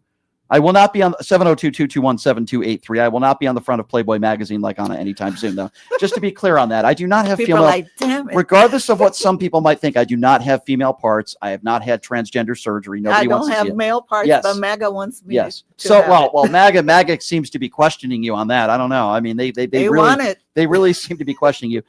Thank you, Lori, starting it off in the YouTube Super Chat, who says, thanks, President Obama, for honoring the plane full of veterans. That was great. It was. Thank you to all the service to the country. We need to vote the right way. That was so nice of Obama to do. And you can tell when it's genuine. He wasn't doing that for a photo op. I saw the guy. They were shocked. It was a day that they'll never forget, and they deserve it because they're so brave. And you saw the genuine. Obama was genuine. He wanted to be there. He was smiling. He was so happy to meet some of these brave men and women. And I said this 16 years ago today, Barack Obama left the White House in the middle of the night. And there were several service members that were coming home, sadly, in coffins, and they had lost their life. And it's so sad. He was there saluting and honoring these veterans who lost their life, and he spent over 6 hours with these families grieving with them because Barack Obama is a decent man. He's a decent human being with empathy. He's not perfect. No president is. No human being is. But Barack Obama is a decent human being with a decent family. Yeah. He's a good father. He's a good husband. None of the qualities that Donald Trump has. No. And that's what Obama did 16 years ago. Do you think 10 years from now, if Donald Trump is still alive, he's just going to randomly show up on a plane and thank veterans on Veterans Day? You think that's something he would do? No. Of course not. He doesn't have empathy. No, he doesn't. You're right. You see the guy that passed out in the office. He's like, yeah, it's doesn't care. Doesn't care about anybody. Care. Doesn't care about anybody. That's his health care plan. He doesn't care. He doesn't care. His no Trump caring. doesn't care. His non-health care plan. Obama is not care. Yeah. Trump doesn't care. I agree. 702-221-7283. Who are we going to next year? Let's go to Ryan. Ryan is next up on PTL. Hey, Ryan, what's up? Hello, Brian. How are you doing? Good. What's on your mind, man? What's on my mind is the $2,000 stimulus checks. If he had enough for everyone in the United States, the people in the United States is estimated to be 347,937,834. If you times that by 2,000, you get 695 billion. 875. It's not going to happen. You know what, Ryan? You bring up a good point. They haven't even talked about how they're going to come up with this money. There is no plan. Okay. He throws out these numbers just like the Doge idiots did and Elon Musk, that buffoon. Remember the 5,000? We were supposed to get $5,000 Doge checks. Did anybody see those? Yeah, I'm sure we're going to get this $2,000 check as well. Yeah, but Soros is giving us money. Yeah. Soros he does. is giving us money. Yeah, Where? Yeah, exactly. I didn't get any money when I That's showed what up. MAGA said. She got paid to leave MAGA. Where is my check? I didn't get a George Soros check when I went to the No Kings protest. I almost got assaulted. I did video that. See, I gotta go with you. Yeah, I know, right? You got to be my bodyguard. I'll be in jail. You got to. I'll hit him. Be my bodyguard. I need a bodyguard. 702-221-SAVE. Let's go to Aaron. Aaron is next up on PTL. Hello, Aaron. Hey, Brian. How's it going, bud? Good. What's up, man? I gotta make a serious point here. Okay. And I think people are getting mixed up. I was born conservative. I am conservative. But that doesn't mean Republicans and conservatives are MAGA supporters. I agree. Yep. Too many people these days are looking at the party and not supporting the policies. Mm-hmm. Also agree. Yep. It's putting a bigger divide into all this shit. Or excuse my language. Well, Aaron, I've said this for a long time that I think the two worst words in the United States of America are Republican and Democrat, because I think too many people make decisions based on what party they're in rather than what's good for the country. So I think we're seeing a lot more with the Republican Party these days. People can't seem to separate the two. Yeah, I agree. I agree. Yeah. And it just shows the mentality of everyone going around, Oh, you're a libtard because you don't like Trump. Screw Trump. I personally, I'd like slapping in the teeth, but that's another story. They're fake teeth. He'll replace them. But I'm going to ask you a question, Aaron. As a lifelong conservative, what would you say to the other conservatives out there that are beyond pro-Trump? They will not criticize him for anything. He could literally molest a child on video and they would still support him. As a lifelong conservative, what would you say to those cult people? That's what they are. They're a cult. What would you say to them? These guys got to pull their heads out of their ass. Mm-hmm. Yeah. Straight up. I don't know any other way to put it. I know it's radio. Excuse me, but there's no other way to put it.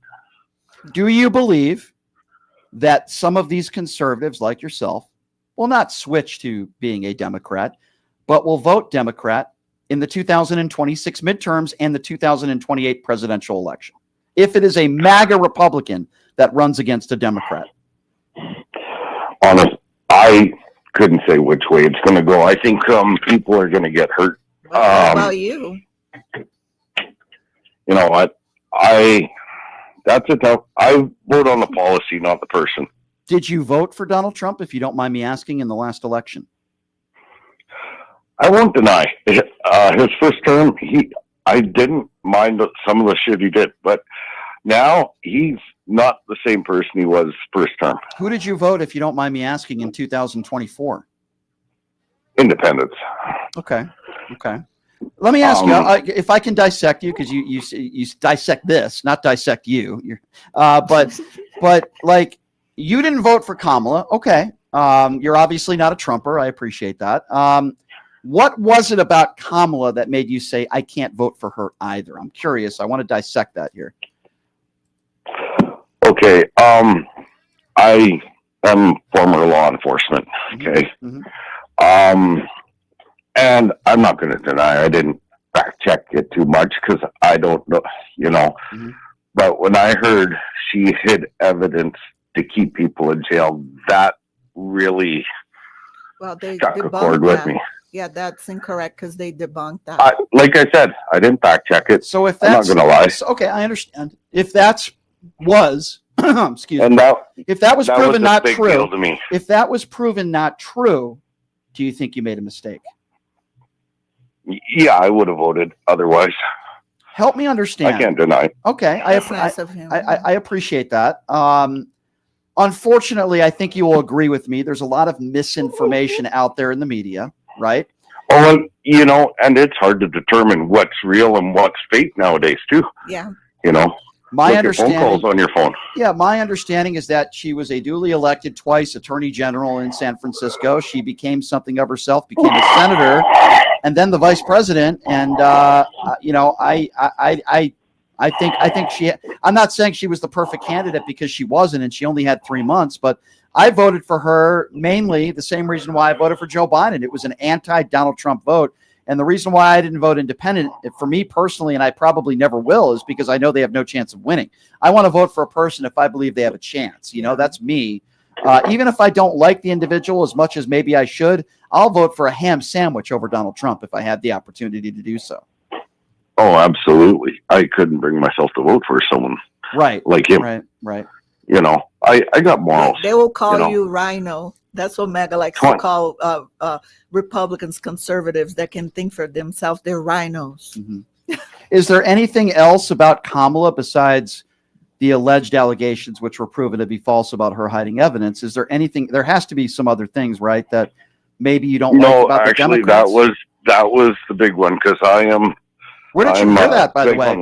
If you don't mind me asking, was that like right-wing media? Where did you hear that?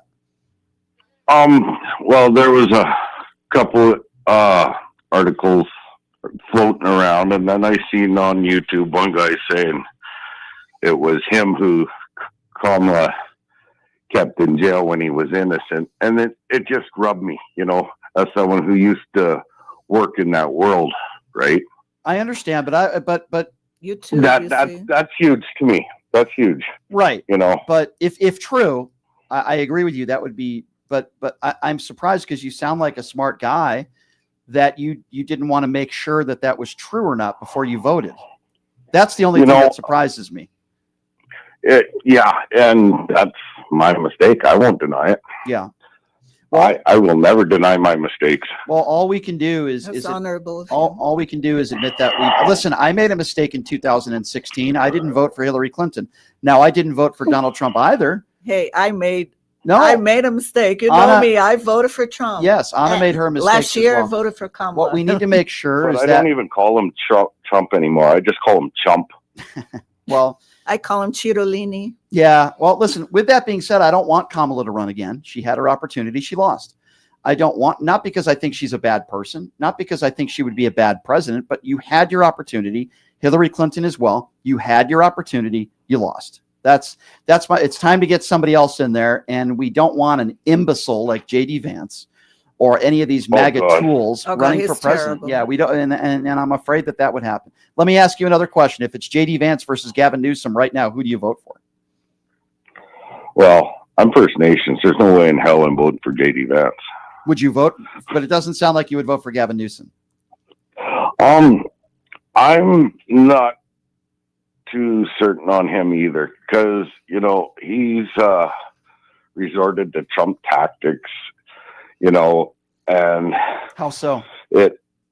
Well, you watch his memes and all that, and how he's trying just to instigate it. he's just giving it back. So is he resorting to Donald Trump, or is he just reacting? I just find that. Well, hold on. Is he doing that because he's the same behavior of Donald Trump, or is he doing it because he wants to show the world and the country how ridiculous Donald Trump is? Which one do you think it is?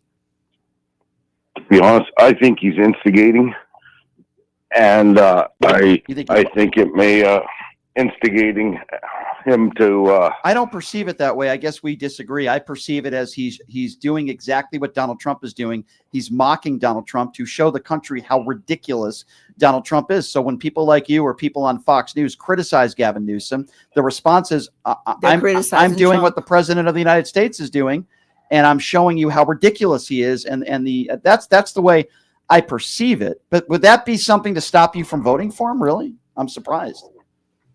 No, I would take him over Trump any day. Fair enough. Okay. Just Don't get me wrong. Just keep your mind open for. Keep your mind open and do your research, Thank and then if you have a question, you can call in and ask me. Okay. All right.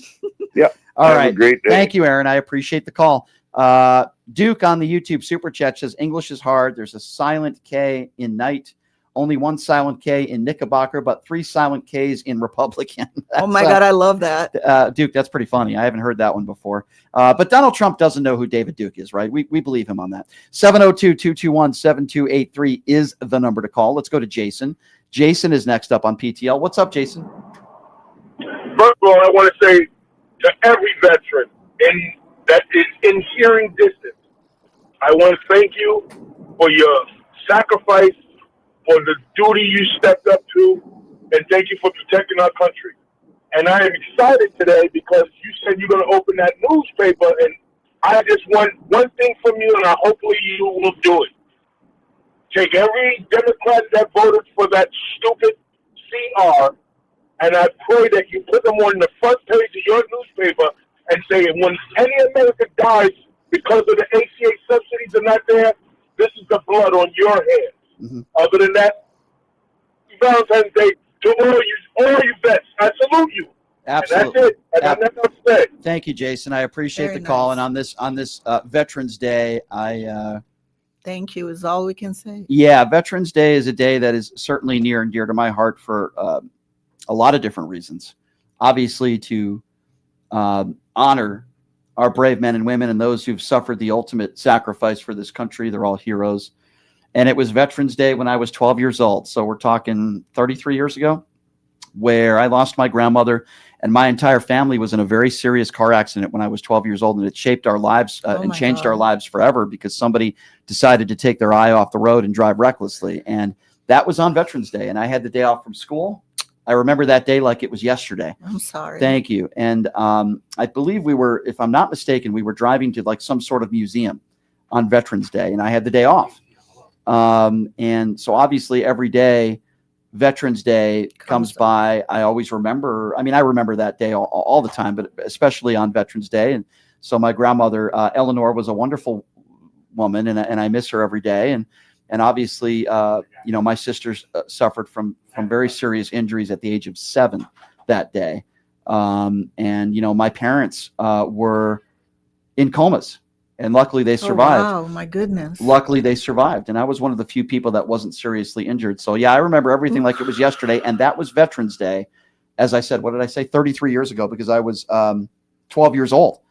But it also teaches you at a young age how precious life is. And it teaches you at a young age how you can lose somebody in an instant, And so going back to Veterans Day and going back to all of our brave men and women, I said this in D.C. over the weekend, and I mean it. And by the way, the guy who assaulted me served the country, I found out. And I respect his service, regardless of what he did to me, which is wrong. He's a bully. Yeah, of course. But he serves the country. That's certainly not something that I would crap on. But that just goes to Yeah. He deserves respect for serving the country. But what he did to you, and I heard what he did to a woman. Yeah. I don't like bullies. Sure. But I think one of the worst things you could do is attack somebody's military service. The way Donald Trump attacked John McCain. And I despise horrific. I despise Ron DeSantis and J.D. Vance. Okay. I think they're horrible people. vile. But I respect their service to this country. Of course. And that's off grounds, if you ask me. You were willing to shake that guy's hand, and look what he did to you. He thinks that's cute. Yeah. Till it's not cute. You're talking about the guy who assaulted me. Yeah. When he gets assaulted back. Well, I didn't know he served the country, and it wouldn't have changed anything I did. But you're too nice, even, you know. And this is, by the way, willing to shake everybody's hands. I'm willing to shake people's hands when the show is over, right? That guy went up to the microphone at the Tim Pool event we're talking about over the weekend, and I spoke a little bit about it yesterday, and he said some pretty vile things to me. I said some funny and also some things that some people would consider vile. I said, he looks a lot like Chris Farley. So I said, Chris Farley called and he wants his dead body back. I saw the picture. Yeah. He really does. Yeah, he looks like Chris Farley. So listen. Without the talent. You insult me, I'm going to insult you back. The show was over. So for him to come up, it's like the guy who goes to a comedy show to see an insult comic and he sits front row and then he's angry that he got made fun of. It's like, come on, dude. It's like grow up here, you know. Well, so you know what goes around comes around. That's how karma is. That is true. I agree. But the point he's not a happy person. No, Let's he's put not. it this way. Very This angry. is not a happy person. Yeah. Happy, successful people, Yeah. you know, don't act that way. And within a second, maybe a half a second, he ran away. He ran away. See, he's a coward. And then Tim Pool's people got me out of there. So Chicken. I didn't even have the opportunity to fight back. But anyway, Chicken. But the point, he was, it's Taco Trump. But the point that I was trying to make was that today, on this very special day, which is Veterans Day, and I have certainly a lot on my mind on this day, I will always appreciate and honor and call everybody a hero who served this country honorably, including John McCain. And Donald Trump is a draft-dodging coward. 5 times. I want people that are not cowards, that serve this country honorably, that are working for us. And Donald Trump is certainly not that person. But anyway, thoughts to all those out there who have lost loved ones, who have served this country honorably, those who have been seriously injured, and those who have not been injured, that just risk their life every day. I applaud all of you. Yes. And quite frankly, you all are heroes, just like I would say the same about our awesome firefighters and law enforcement. The overwhelming majority of police officers are good people that risk their lives every day. Yes, there are some bad ones out there, and we need to call them out, but the overwhelming majority are good people. But today we think about our veterans, and I think that's very, very important. I love to see what Barack Obama did today. I loved it. It was really put a smile on my face. And little gestures that have such a big meaning. Yep. You know? Oh yeah, those people will never forget it. There was one guy walking out of there, and he's like, "I've never met a president before. That's my first time." And if you risk your life for this country, that's the least we can do. And I was so happy to see Barack Obama do that today. I thought it was a really kind gesture on his part, and I really appreciated that. It didn't matter whether these people were Republicans or Democrats. Of course not. Obama was there to salute you and to honor you, and that's what I love. One of the many features of Barack Obama that characteristics that I really enjoy. All right, let's get back to the call. 702-221-7283. Again, that number if you want to be a part of the conversation. 702-221-SAVE. Let's go to Dave. Dave is next on PTL. Hello, Dave. Hey, Brian. Thanks for taking my call. Sure. Hey, it's going to be really bad when, I'm going to tell you right now, and I want people to listen, and you and everybody else to listen carefully.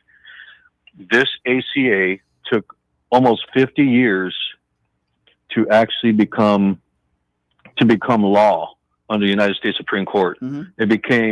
It took a long time, over 50 years, to make this type of healthcare at least something's better than nothing kind of healthcare. Yeah. Something's better than nothing. Yeah. It took about 50 years. Now, and what he said, and I'm going to make it clear, that this stupid speaker said that they asked him if he was going to go ahead and see if they were going to put it on the floor for debate. And basically says, well, I don't know if I'm going to put it on the floor for the debate, and I don't know what I'm going to do, or basically to that extent. But I'm going to tell you right now, they are going to dismantle and crush this Affordable Care Act. They're going to go ahead and take it piece by piece and tear it up. And then also the what is it called? Where the preventive care, whatever it is, what is it called? I just had it on the top of my head, but I just lost it. But what they're going to go ahead and take this apart, and people that are in the Affordable Care Act, for example, if they're paying $800, they're going, instead of $400, well, the subsidies end up paying 50%. What's going to happen? Some of these people who lost their job And some of these idiots, these Republicans saying, well, we're going to go ahead and give a different kind of option or other different options for them to pick and choose from. But these people don't have jobs. So how in the hell do these people are going to go ahead and get health care if they don't have a job? That's why they have the Affordable Care Act in California, which has covered California, to help people when they lose their job. They pay the entire health care of these people that lost jobs. Right. Now, these people are going to get sick. They're going to go to the emergency room. They're going to be low priority because they don't have health care. And the ones that are going to get high priority are the ones that do have health care. They're going to be taken care of on the top of the list. And the ones that don't have health care, they're going to be the bottom of the list. There is going to be a lot of people dying and left and right that you'll ever see in your whole life. That's why 40,000 people that were dying every year that didn't have health care. This is why we have the Affordable Care Act, because of this reason. So that way 40,000 every year would not die at all. So Also now there's going to be people dying every year. It's ridiculous. The pre-existing condition, remember, that's going to be out then. That's going to be out too. Yeah. What concerns me more than anything, obviously, is human life. And when all these people are going to lose their health care coverage, what's going to happen? Well, sadly, a lot of people are going to die. Congress, but let's talk about money for a moment. They have health care. There are conservatives. They want to conserve, right? But they're so stupid. What they don't understand is when people don't have the health care and the medication that they need to survive, what is going to happen? They're going to get sick and they're going to have to go to the hospital without coverage. What does that mean? It means that the American taxpayer is going to have to foot the bill, but they're so stupid they don't even realize that this is actually going to cost Americans more money. Costs going to go up. That's what's so dumb with these people in office. They're so stupid. They think they're conserving, but really they're doing the opposite. With no plan on the Republican side, and then, like I said, the Congress and Senate, House and Senate, they have health insurance. They'll never go without. Right. Never. So they don't care. They don't care. And I think that is a fine line difference between Republicans and Democrats today. And, except for the 8. Maybe the 8 that voted yes. They don't care. The 8 don't care. But you know how much it is? For the emergency room? It's about $5,000 for the emergency room. Jesus. Who has that money for emergency room when you can have the Affordable Care Act that could prevent going to the emergency room? And pre-existing conditions going to be taken away where some of these people are going to die because some of these health insurance is basically going to go ahead and deny you if you had that pre-existing condition. You got to be crazy. You got to be insane. But that's what these MAGA Republicans will not talk about. No. They think that illegal immigrants are the ones that are just clogging our healthcare system. Many of them won't say it out loud, but they actually. No, they say it. Some of them do, but some of them will say, "Oh no, we want undocumented immigrants. If they need life care saving help in the ER, give them the help." But I think a lot of these racist bigots behind closed doors, they would just rather have these people die. I really actually believe that. I'm not like gaslighting here. I really believe that a lot of these MAGA Republicans would be totally okay with these undocumented immigrants dying in the waiting room in the ER. I really believe that. They celebrated cruelty from ICE. The other day, 2 days ago, a little baby got pepper sprayed in the face, that they passed by and sprayed the car. I saw that. Come on. And they love it. MAGA loves it. I don't understand the country that we are Christians. living in. You have a woman who is waiting to pick up her kids at middle school, and then you have a bunch of ICE agents who tackle her and kidnap her, and she's screaming, "What about my kids? What about my kids?" And these agents who did not identify themselves kidnap her. By the way, it happened in Ohio, a woman who's lived in this country for decades who has never committed a violent crime in her life. Let's keep this in mind, ladies and gentlemen. If you're in this country illegally, you are not what Donald Trump is. You're not a felon. It is a misdemeanor. You are kidnapping families and separating families for people that are committing misdemeanors. Okay? You know what a misdemeanor is? Going in crossing the street illegally. Jaywalking. You are kidnapping people and separating families for crossing the street. I have a serious problem with that. How can anyone be okay with that? We are okay if you are a serious criminal. You did horrible crimes. You got to get out. We don't want you here. But people who are good people and have been contributing to the country, right, It saddens Come me. on, this is the people that you go to a restaurant, you go to a hospital. I mean, you're dealing with people like that, but you want them gone. What do you think the world thinks about us? Oh, when they see these images? I mean, maybe Canadians. I know my Canadians are listening to the show.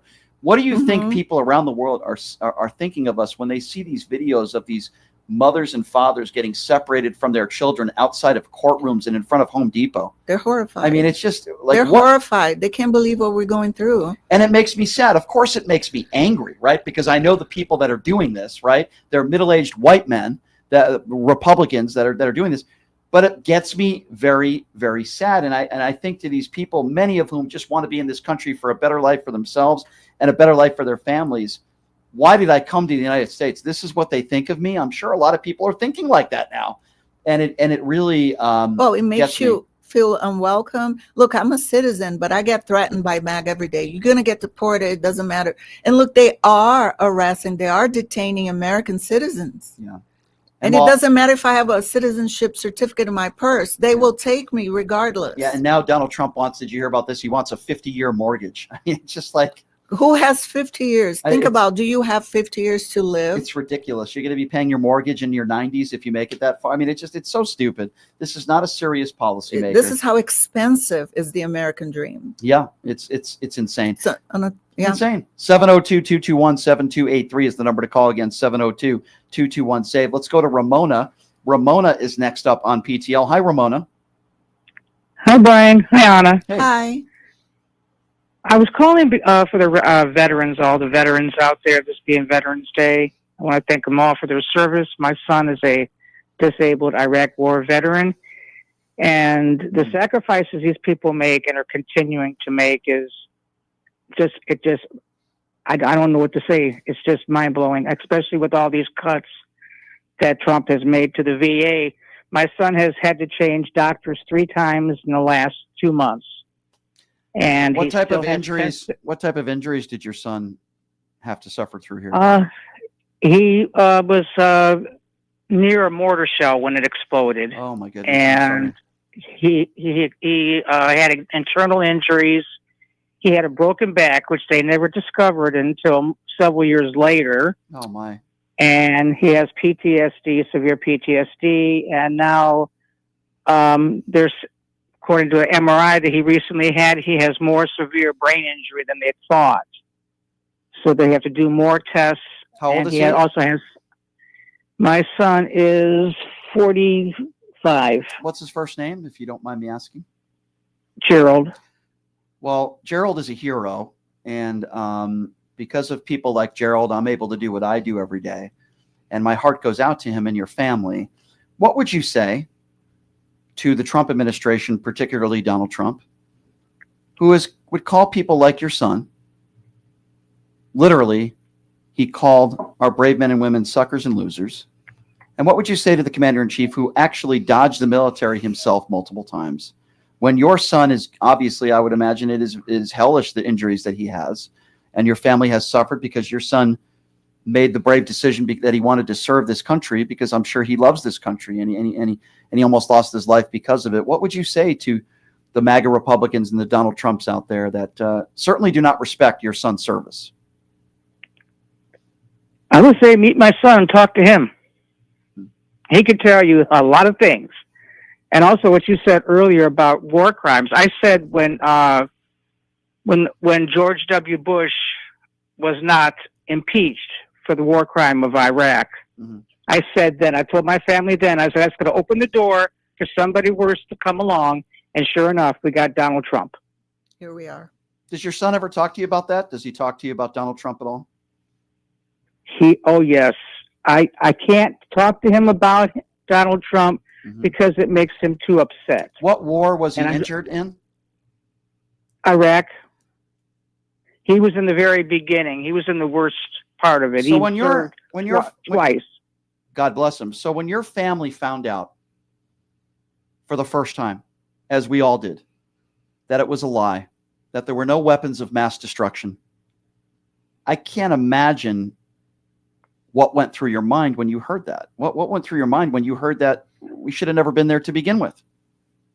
Well, It actually came over the television that the inspectors didn't find any weapons of mass destruction, but they were sending the troops to Iraq. I said, why? What are they doing? That I was confused. I didn't know what was going on.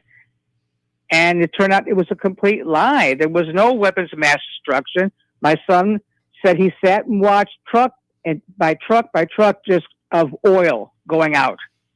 Isn't He that said it was all about oil. It was all about money. I believe that, It by the way. is. I believe that. It was all about money. It was all about oil. We found Saddam Hussein. Don't get me wrong.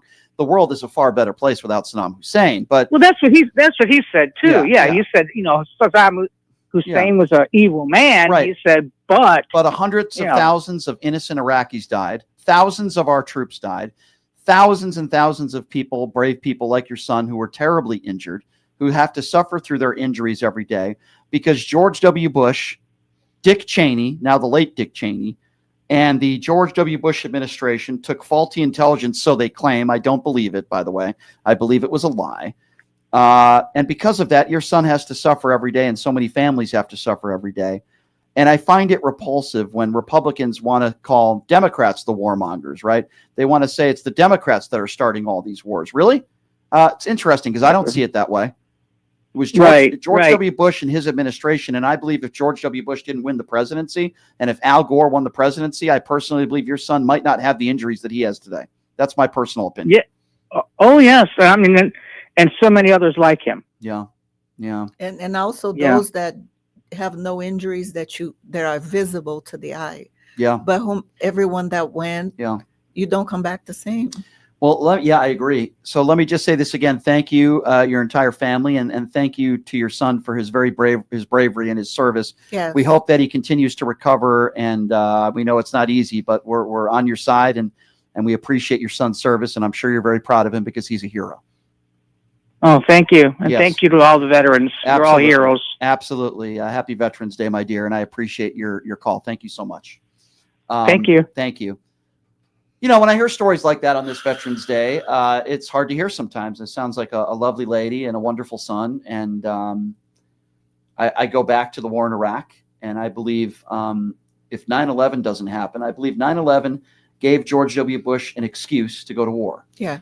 And he went to war with the wrong people while we should have continued to try to find Osama bin Laden. And by the way, it was under Barack Obama and his administration that we were able to get that bastard Osama bin Laden. Mhm. But it gave the Bush administration an excuse because we were so emotional and we wanted to, quote unquote, smoke them out of their holes, right? But we conflated Iraq, I should say they conflated Iraq with what took place on 9/11. And, Saddam Hussein was a horrible, evil dictator. Donald Trump would probably call him a wonderful man because we all know Donald Trump has admiration for evil, murderous dictators like He Kim does. Jong-un and Vladimir Putin. But listen, I was never a George W. Bush fan. I wasn't as much involved in politics back then, clearly, as I was. And I think I was in college back then. But I never was a George W. Bush fan. I never liked him. That was an ill-advised war that should have never happened. And I don't want to praise George W. Bush in any way because I don't think he deserves any praise. But at least George W. Bush is able to have conversations with Barack Obama. At least they're able to sit next to each other at John McCain's funeral. At least George W. Bush and his wife are able to show some decency. That's how bad Donald Trump is. Yeah. That makes George Bush look like a decent makes person. him look like a saint. Oh. Yeah. I mean, at least George W. Bush has the decency to be able to be friendly with Democrats and have some sort of, it's amazing. I never thought I would say that I have to put some praise in there. And John McCain, remember, before he died, he did not want Donald Trump at his funeral. He asked that Donald Trump not be there. He wanted Barack Obama there. In fact, Barack Obama spoke. And it was a very, very lovely speech. He and George W. Bush showed class and dignity, and certainly John McCain respecting the deserved that. office, Yeah. Trump doesn't. You see the office full of cheap gold. Listen, say what you want about the late Dick Cheney, who just passed away last week. I was not a Dick Cheney fan. But at a minimum, at least in the years before he died, Dick Cheney called out Donald Trump. Something Bush didn't. Something George W. Bush never did because George W. Bush is a coward. Jeb Bush is a coward. That is a family of cowards. Yes. And Dick Cheney, at a minimum, at least was able to call out Donald Trump and was with his daughter, Liz Cheney. I disagree with Liz Cheney on almost every political issue, but at least Liz Cheney and Dick Cheney had the dignity to be able to come forward and say, this can't happen. This man cannot become president again. Now, it didn't work, but at least they came out publicly and did that. I thought that was important. Yes. You know, and I have my issues with Dick Cheney. Boy, do I ever. But You have to be fair. Yeah, you have to remember that at least they did the right thing a year before Dick Cheney passed away. At least you could say, "Hey, listen, he called out Donald Trump," and I think that is very important. Yes. There's too many there's too many Republicans, even old school Republicans, that were not willing to do that. And I think we have to give, Dick Cheney some credit for that. The late Dick Cheney, now, who passed away last week, but. Yeah, the bottom line here is that we're in some very dangerous and serious times that we're living in now. I don't know. The country is unrecognizable. You're right about that. People abroad, they can't believe it. Yeah, you're right. You're right. So we're nearing the end of the show, but I want to talk to you guys about keeping your online life actually private. You know how sending a message on public Wi-Fi is like yelling your secrets in a crowded room. A VPN is like moving that conversation into a locked, soundproof booth. That's what private internet access, or PIA, does. It encrypts your internet connecting your IP address and protecting everything you do from online hackers. It's important coverage, protects you from networks such as coffee shops, the airport, and even the Wi-Fi at your friend's house. I've been using PIA myself. And I love how simple it is. You just open the app, pick a location, say New York or even another country, and with one click, you're connected through a secure tunnel. Boom, total privacy. Also great for streaming, not steaming. Steaming is fun too, by the way.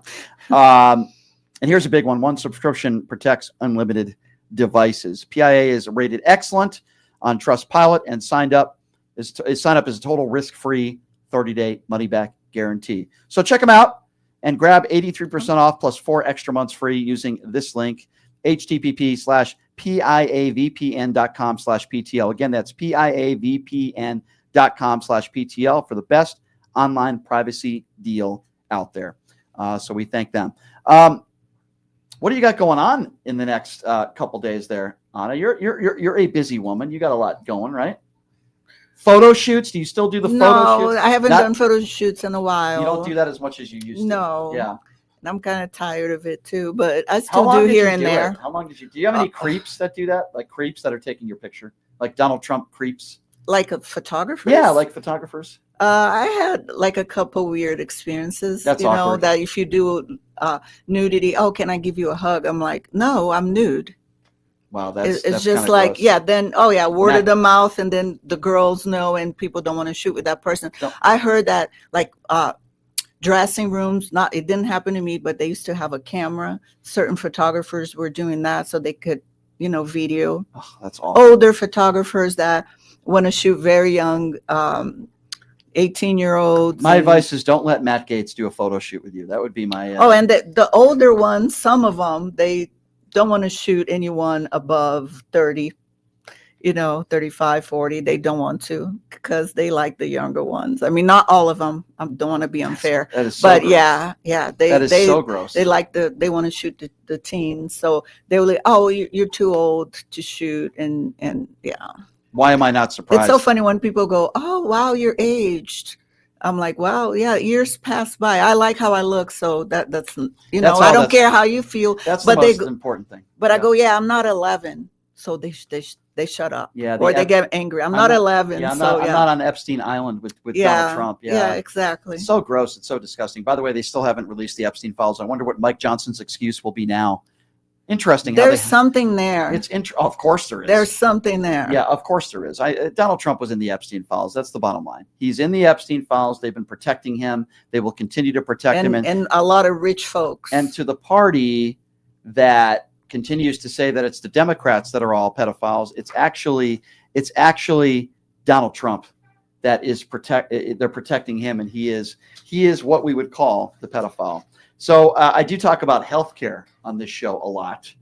As you know, that's why we were in a government shutdown, because people are going to be losing their health care. And we thought the Democrats would hold firm. They did not. But as you know, open enrollment is through December 7th now. And I'm so glad to be teamed up with my friends at Chapter. Listen, if you enjoy this show and you enjoy what we do, besides going on my website, pushingthelimits.live, and making donations, we also want you to support our sponsors.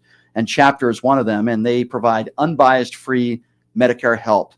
Give them a call at 212-461-4078. They average around $1,100 a year they save people. $1,100 a year. And the best part is if you're on the right plan, they're going to tell you you're on the right plan. They're going to tell you not to switch. It's free. It takes under 20 minutes. The call right there, the number on the bottom of your screen. There's also the URL, which is askchapter.org/limits. So yeah, they're a free People organization. need advice. Yeah, and guidance. people need it. Now's the time to do it. Open enrollment Yes. ends December 7th. So now's the time to do it. The number's right there on the bottom of your screen. It's free. Please give them a call. Tell them that I sent you. And we are so glad to be teamed up with Chapter and the good people at Chapter. Brian, can I say something? Yes. You're talking about me being busy. Yes. But listen, my passion is pet adoption. Right now, still a lot of people have not got any money, no SNAP. And then even it's between feeding yourself or feeding your pets. Please look at the local shelter where you are, city, state, country, but obviously in the United States, they are offering free food for your pets. Oh, that's nice. Even here in That's Las nice. Vegas, that Animal Foundation did that. That's cool. You line up and they'll give you food. You don't have to struggle. Your pet doesn't have to starve. You don't need to get rid of your pet. People are abandoning their pets. Please don't do that. There's help out there. And volunteer.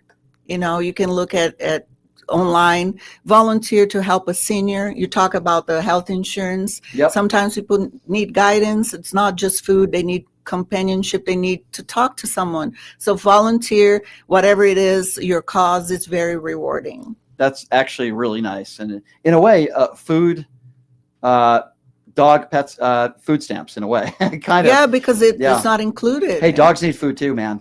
Dogs need food too. So I think that's really Yeah. cool. I love dogs, by the way. My favorite pet. I love dogs. I have both. I used to love orange orangutans until Donald Trump got into office. I'll be honest with you. But anyway, Anna, thank you so much for being here. No, I appreciate thank it. you. Always fun when you come in studio, and it's always good to see you. And maybe you could be my bodyguard at the next event, okay? You're a tough broad. And if anyone wants to follow me, the Ana Braga everywhere. Yes, you're a great Thank follow. you. I Thank you. love your tweets. They're very entertaining, and I'm glad you're on the right side of history now. Yay. Ana Braga, everybody. All right, we will see you tomorrow, same time, same place. I've heard a rumor that one of Nick Fuentes' very close friends will be joining us in studio tomorrow, so you're not going to want to miss that. Leonard Cardinal is going to be here as well. We'll see you guys tomorrow. Have a great day. Thank you. Hey, everybody, are you struggling to find a pizza place that reminds you of Brooklyn? That true blue New York style pie? Well, worry no more. Stallone's Italian Eatery Pizza is a knockout. We're located at 467 East Silverado Ranch Boulevard, just off of Premier Road.